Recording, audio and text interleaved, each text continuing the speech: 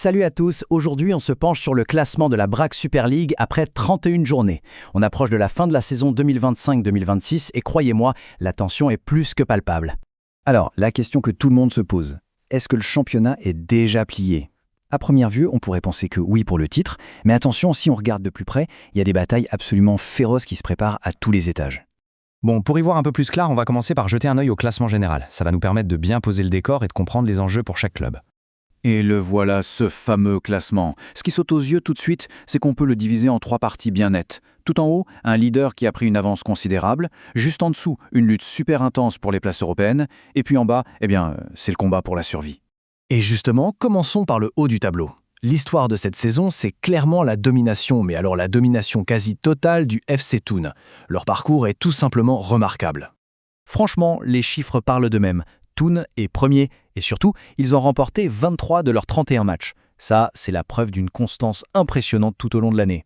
Et ce chiffre, 71, c'est le nombre de points que Thun a accumulé. C'est un total colossal qui montre bien à quel point ils ont été au-dessus du lot cette année. L'écart avec le deuxième, Saint-Gall, est de 15 points. 15, c'est un véritable gouffre. Ça montre à quel point Thun a survolé le championnat. Leur sacre n'est plus qu'une question de temps. Et pour couronner le tout, regardez-moi cette différence de but, plus 37. Ça veut dire quoi? Eh bien, ça veut dire qu'ils ont non seulement une attaque de feu, mais aussi une défense de fer. C'est cet équilibre parfait qui explique leur succès.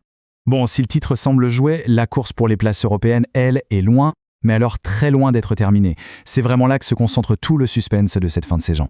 Alors, qui est dans la course? On a Saint-Gall, Bâle et Lugano. Ces trois-là se tiennent dans un mouchoir de poche et ils se battent pour la deuxième et la troisième place, qui sont toutes les deux qualificatives pour l'Europe.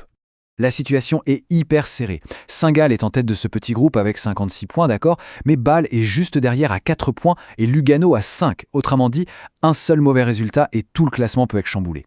5 petits points, c'est tout ce qui sépare le deuxième du quatrième. C'est dire si chaque match qui reste est une véritable finale pour ces trois équipes. La pression doit être maximale.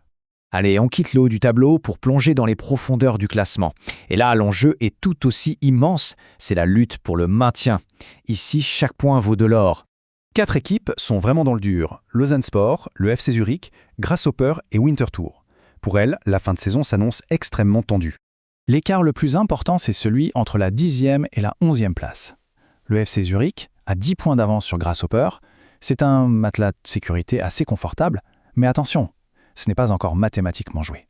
Et il faut bien comprendre ce que signifie cette 11e place, c'est la place du barragiste.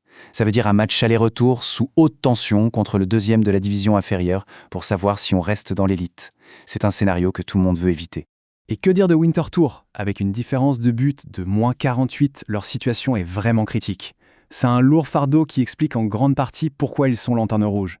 Bon, pour conclure, récapitulons un peu les grands enjeux qui vont nous tenir en haleine jusqu'à la toute dernière minute de cette saison de Super League. En résumé, on a donc 3 grands récits. D'abord, le sacre quasiment certain de Thun.